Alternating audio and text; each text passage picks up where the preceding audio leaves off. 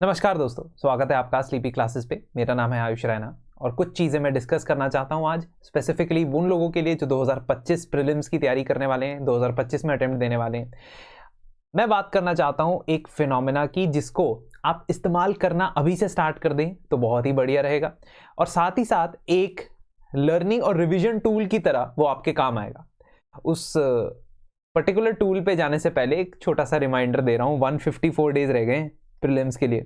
तो अब धीरे धीरे जो है, जैसे जैसे समय का पहिया चलेगा, you will find out that जल्दी 1 जनवरी आ जाएगा और पैनिक बटन स्ट्राइक हो सकता है। लेकिन उससे पहले आप एक चीज़ समझ लीजिए जो मैं आपको आज बताना चाहता हूँ, वो है जब हम पढ़ाई कर रहे हैं, when we are reading, when we are studying any particular subject, तो बहुत बार हम एक लीनियर तरीके से पढ़ते हैं और उस लीनियर तरीके में हम टॉपिक लिस्टिंग नहीं करते। से फॉर एग्जाम्पल आप एनवायरनमेंट एंड इकोलॉजी पढ़ रहे हैं और आपने एक बुक उठाई, कोई भी एक सोर्स उठाया, या स्लीपी क्लासेस के नोट्स उठाए, या कोई भी सोर्स उठाया जहां से भी किताब से पढ़ रहे हो। अब आप क्या करते हैं, आप एंड टू एंड उस चीज को पढ़ते हैं, बहुत बार रिवाइज भी करते हैं, लेकिन जिन टॉपिक्स को आपने पढ़ा है उनकी लिस्टिंग अपने हाथों से नहीं करते हैं। से फॉर एग्जाम्पल अगर मैं एनवायरनमेंट एंड इकोलॉजी पढ़ रहा हूं तो मैं साथ के साथ टॉपिक्स और सब टॉपिक्स भी नोट करता जाऊं, क्योंकि एंड में क्या होगा ना, जब मुझे रिवाइज करना होगा, ये जो लिस्टिंग मैं कर रहा हूंगा ये मेरे बहुत काम आने वाली है। I will give you 4 benefits that it will provide you. 4 ऐसे बेनिफिट्स जो ये लिस्टिंग आपको प्रोवाइड करने वाली है।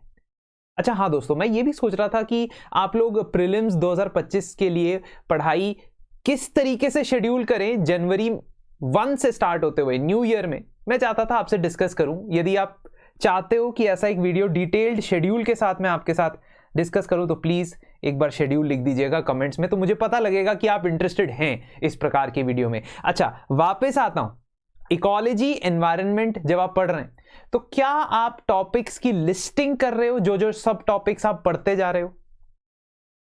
तो हम एनवायरनमेंट इकोलॉजी पढ़ते हैं तो टाइप्स ऑफ इकोलॉजी, एनवायरनमेंट के टाइप्स, इसके क्या कंपोनेंट रहते हैं, क्या स्टेजेस रहते हैं, इंडिविजुअल, स्पीशीज, पॉपुलेशन, कम्युनिटी, है ना। इकोटोन क्या होता है, इको टाइप क्या होता है, इको स्पीशीज क्या होता है, इकोफीन क्या होता है, बहुत सारी चीजें पढ़ते हैं ना। तो क्या हम उसे लिस्ट करते हैं? ये लिस्ट बनाना एक बहुत ही अच्छी आदत है। आप ये एक्सेल शीट पे भी कर सकते हो और आप ये हैंड रिटन भी कर सकते हो। मैं तो प्रेफर करता हूं एक्सेल शीट पे, क्योंकि इस तरीके से आप इजीली उसे एडिट कर सकते हो, इजीली उसे चेंज कर सकते हो। पेन से लिस्ट बनाओगे तो कटिंग वटिंग हो सकती है ना। This is not a tool for recalling topics, this is a tool that builds the base for your further revisions. तो इस तरीके से अगर आप लिस्ट बनाते हो ना, जैसे ये जो लिस्ट मैं आपको दिखा रहा हूं ना, ये वो लिस्ट है, मतलब तकरीबन 100 से ज्यादा टॉपिक्स की लिस्ट है जो हमारे प्री क्रैश कोर्स में ऑलरेडी कवर हो चुके हैं 4 दिन के अंदर।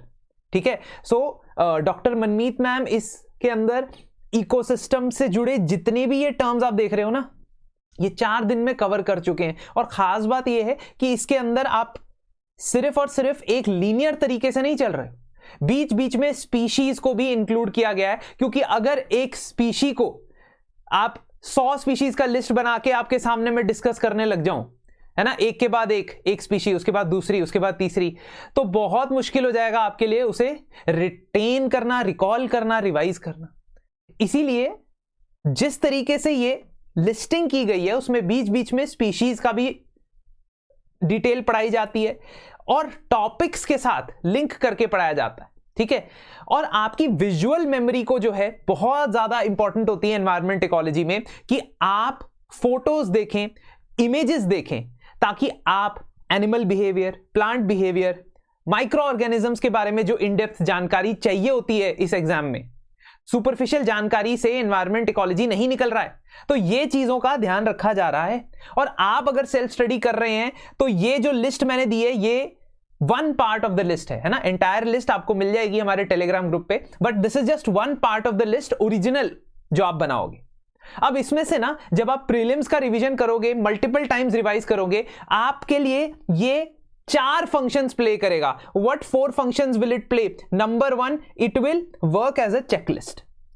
जब मैं रिवाइज करता हूं मेरी एक रिवीजन, 2 रिवीजन, 3 रिवीजन, 3 ही बार रिवाइज कर पाओगे एक सब्जेक्ट को जीएस के मैक्सिमम, अभी से लेकर अगर मैं 2025 के प्रीलिम्स तक बात करता हूं तो।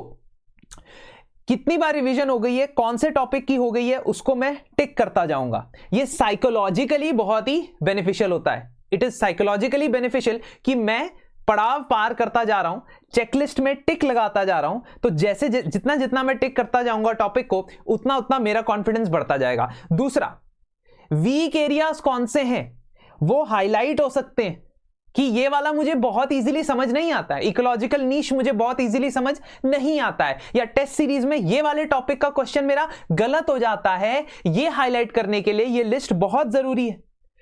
ठीक है, तभी मैं कह रहा हूं एक्सेल शीट में बनाओ, वहां पे हाईलाइट कर दो येलो कलर से, रेड कलर से, जो भी आप कलर कोडिंग देना चाहते हो। तीसरा, ये लिस्ट आपको एंकर्ड रखेगा। What do I mean by that? अब एवरीथिंग अंडर द सन तो सिलेबस है ही, और हर कोई आपको नया आ जाएगा बताने कि आज ये टॉपिक पढ़ो, वो टॉपिक पढ़ो, ये खबर न्यूज में है, वो खबर न्यूज में है, लेकिन कम से कम आप जो पढ़ते हो उसको एक फाइनाइटनेस तो देनी है।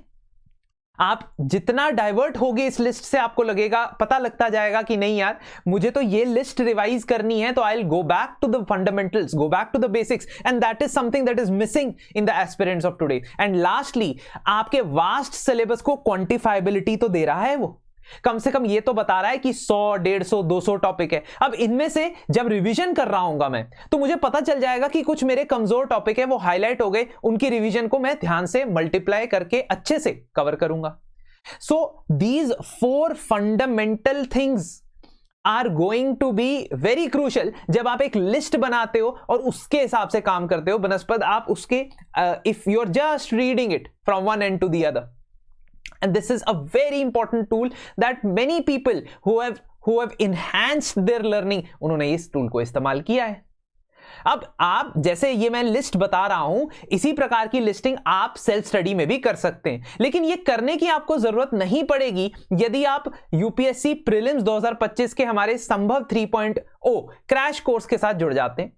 अगर आप entire GS plus CSAT plus mentorship, इस पूरे गैमेट को अवेल करना चाहते हैं तो ये भी अवेलेबल है, और हमारे सिर्फ और सिर्फ जीएस प्लस सीसैट के कोर्स को अवेल करना चाहते हैं तो ये भी अवेलेबल है, जिसमें स्पेशल क्लासेस सीसैट की भी होगी। और यहां पे आपको बहुत ही रीजनेबल प्राइस पे मिलने वाला है लाइव क्लासेस का कंटेंट, जैसा कि मैंने आपको दिखाया अभी, एनवायरमेंट इकोलॉजी का स्पेसिफिक टॉपिक्स को इमेजरी के साथ समझाने का जो तरीका है उससे ज्यादा रिटेंशन होता है, और यही चीजें हम यहां पे भी कवर करेंगे। अलॉन्ग विद दैट फैकल्टी के साथ आप इंटरेक्ट करोगे इस पूरे कोर्स के अंदर। ऐसा नहीं होगा कि स्पेसिफिकली डिफरेंट मेंटोर्स आपको अलोकेट होंगे, जो आपको पढ़ा रहा होगा वही आपके डाउट्स भी क्लियर कर रहा होगा, like the good old days.